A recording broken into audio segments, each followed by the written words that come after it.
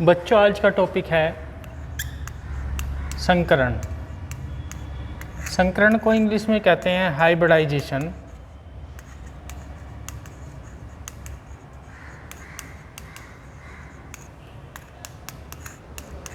Hybrid सुना होगा आपने सभी ने, संकर सुना होगा। बायोलॉजी में अक्सर पढ़ते हैं संकर या हाइब्रिड सब्जी वगैरह इस तरह पढ़ते हैं। इसी तरह से कुछ ये भी है यहाँ पर केमिस्ट्री में। संकरण को हम एक उदाहरण से समझ करके स्टार्ट करते हैं, तब फिर उसके बाद इसकी परिभाषा के बारे में बताऊंगा। जैसे हम देखते हैं, ये है CH4 मीथेन। मीथेन में जो केंद्रीय परमाणु है कार्बन, उसके चारों ओर 4 हाइड्रोजन परमाणु हैं। कार्बन का परमाणु क्रमांक 6 होता है। यदि इसका हम इलेक्ट्रॉनिक विन्यास देखें तो ये आता है 1s2 2s2 2p2, यानी बाहरी कोश के एस उपकोश में 2 इलेक्ट्रॉन और पी उपकोश में 2 इलेक्ट्रॉन हैं। तो यदि हम कक्षकों पे देखें तो 1s कक्षक, यह है 1s उपकोश, इसमें एक ही कक्षक होता है, 2 इलेक्ट्रॉन इस तरह से आ गए इसमें। और ये फिर 2s कक्षक, इसमें भी 2 इलेक्ट्रॉन हैं। पी उपकोश में 3 कक्षक होते हैं और ये 2 इलेक्ट्रॉन है, हुंड के नियम से इस तरह से ये भरे जाएंगे। जब हम पढ़ते हैं कि सहसंयोजक बंध कैसे बनते हैं, तो उसमें एक सिद्धांत दिया जाता है कि सहसंयोजक बंध आधे भरे कक्षकों के अतिव्यापन से बनते हैं। या हम पढ़ते हैं कि इलेक्ट्रॉनों के साझे से सहसंयोजक बंध बनते हैं, तो बराबर का साझा होता है। तो ये 2 कक्षक खाली हैं। इस आधार पर कार्बन की संयोजकता कितनी होनी चाहिए? 2, क्योंकि ये 2 इलेक्ट्रॉनों का साझा ये यहाँ पे कर सकता है। ये तो पूरा जोड़ा हुआ पड़ा है, तो 2 इलेक्ट्रॉनों का साझा यहाँ पे कर सकता है। इस वजह से कार्बन की संयोजकता 2 होनी चाहिए। इस कक्षक पे वितरण पे हम देखते हैं, परंतु ये 4 हाइड्रोजन परमाणुओं के साथ एकल बंध बना रहा है, यानी 4 एकल इलेक्ट्रॉनों का साझा कर रहा है। तो 4 एकल इलेक्ट्रॉन कैसे प्राप्त हों यहाँ पे? जब एक इलेक्ट्रॉन यहाँ से यहाँ जाए। उसके बाद हम देखते हैं कि जो 4 हाइड्रोजन के साथ जो 4 बॉन्ड बन रहे हैं कार्बन के, ये चारों बंध लंबाई एक समान होती है और बॉन्ड एंगल भी, बंध कोण भी एक समान होता है, यानी चारों बंध एक जैसे होते हैं।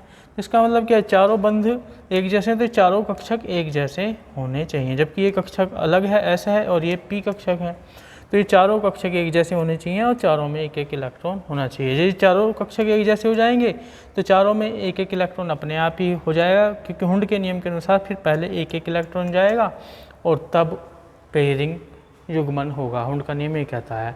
तो यहीं पे संकरण का कॉन्सेप्ट बताया वैज्ञानिकों ने। वैज्ञानिकों ने कहा कि जब कार्बन की क्रिया हाइड्रोजन से होती है, तो उस क्रिया के समय कार्बन का 2s कक्षक 2p के 3 कक्षकों के साथ ऊर्जा का पुनर्वितरण करता है और समान ऊर्जा के 4 कक्षक बनाता है, जिन्हें हम sp3 कक्षक कहते हैं, क्योंकि एक s और p के 3, तो इसको इस तरह से नाम दिया गया sp3, यानी एक s और p के 3, इन्हें sp3 संकर कक्षक कहते हैं।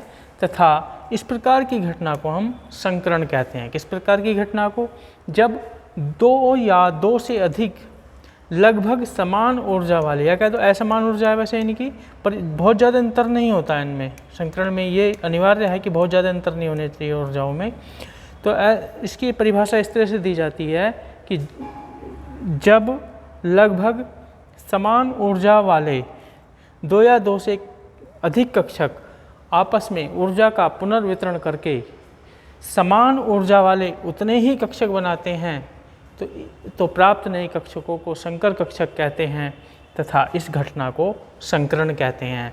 प्राप्त संकर कक्षक आकृति में एक जैसे होते हैं तथा ऊर्जा में भी एक जैसे होते हैं। तो संकरण की परिभाषा इस तरह से हम देंगे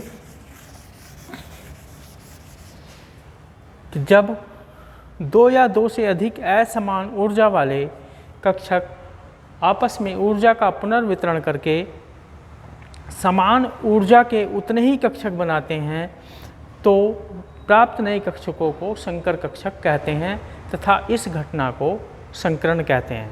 प्राप्त नए संकर कक्षक, सभी संकर कक्षकों की ऊर्जा एक समान होती है तथा ये सभी संकर कक्षक आकृति में भी एक समान होते हैं।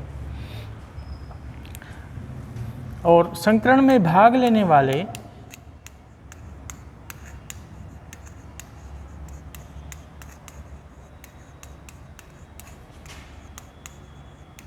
कक्षकों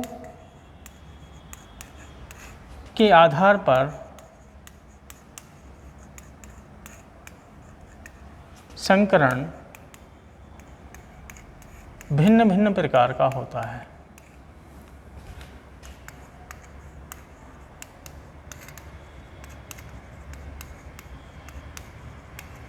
इनके कुछ उदाहरण और प्रकार मैं आपको बताता हूँ।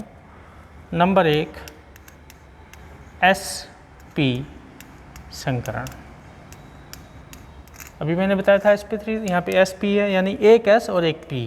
तो जब क्या होगा इसमें, जब एक s कक्षक तथा एक p कक्षक आपस में ऊर्जा का पुनर्वितरण करके समान ऊर्जा के दो sp कक्षक बनाएंगे। उतने ही कक्षक बनाएंगे जितने कक्षक संकरण में भाग ले रहे हैं। समान ऊर्जा के दो sp कक्षक बनाते हैं तो प्राप्त नए कक्षकों को sp संकर कक्षक कहते हैं तथा इस घटना को sp संकरण कहते हैं। sp संकरण प्राप्त कक्षक एक दूसरे के साथ रेखीय आकृति में रहते हैं तथा दोनों कक्षकों के बीच 180 अंश का कोण होता है। एक रेखीय आकृति इसमें बनती है। इसका उदाहरण हम लेंगे, जैसे ये है BeCl2 बेरिलियम क्लोराइड।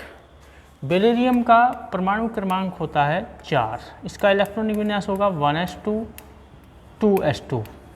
इसको बोलते हैं मूल अवस्था, यानी जब ये क्रिया में नहीं था उस समय पे मूल अवस्था। और फिर उसके बाद जब क्रिया में होगा तो उसको बोलते हैं उत्तेजित अवस्था, एक्साइटेड स्टेट। और मूल अवस्था को बोलते हैं ग्राउंड स्टेट।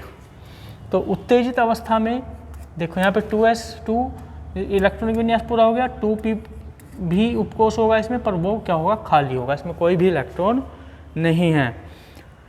तो इसके कक्षक का वितरण दिखाते हैं, केवल बाहरी कोष का हम दिखाते हैं। यहाँ पे 2 इलेक्ट्रॉन हैं ये, और p में 3 कक्षक हैं और ये खाली पड़े हैं। तो मूल अवस्था में इस तरह की व्यवस्था है। उत्तेजित अवस्था में ये कहा जाता है कि ये इसका s कक्षक ये और p का एक कक्षक इस तरह से आपस में ऊर्जा का पुनर्वितरण करते हैं और समान ऊर्जा के 2 नए sp कक्षक बनाते हैं। और ये 2 p कक्षक प्योर अवस्था में ऐसे ही मिलते हैं हमें। ये क्या है, sp संकर कक्षक।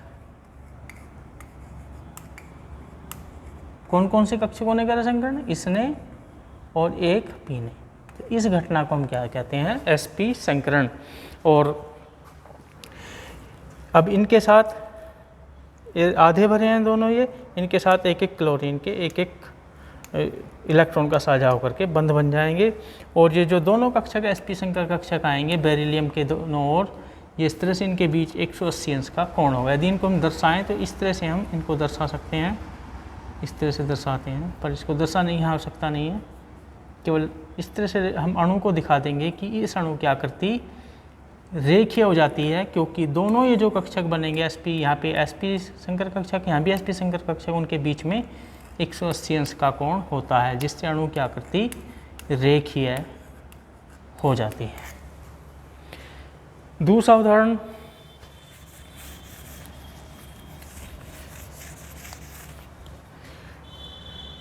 दूसरा प्रकार हम पढ़ते हैं sp2 संकरण। जैसे नाम से ही जाहिर है, जब एक s कक्षक तथा 2 p कक्षक आपस में मिलकर समान ऊर्जा के 3 sp2 कक्षक बनाएंगे तो इन प्राप्त नए कक्षकों को sp2 संकर कक्षक कहेंगे तथा इस घटना को sp2 संकरण कहेंगे। sp2 संकरण कक्षक एक दूसरे के साथ समतल त्रिकोणीय स्थिति में रहते हैं तथा प्रत्येक कक्षकों के बीच 120 अंश का कोण पाया जाता है और समतल त्रिकोणीय आकृति अणु की बन जाती है। इसका उदाहरण जैसे हम देखते हैं ये है BCl3 बोरोन ट्राइक्लोराइड। बोरोन का परमाणु क्रमांक होता है 5 और मूल अवस्था में, यानी ग्राउंड स्टेट बोलते हैं मूल अवस्था को, मूल अवस्था में इसका इलेक्ट्रॉनिक विन्यास होगा 1s2 2s2 2p1। और ये हम बाहरी कोश के ये कक्षक दिखा देंगे 2s और ये 2p में 3 कक्षक होते हैं p में, इसमें 1 इलेक्ट्रॉन, ये 2p। तो उत्तेजित अवस्था में ये कहा जाता है,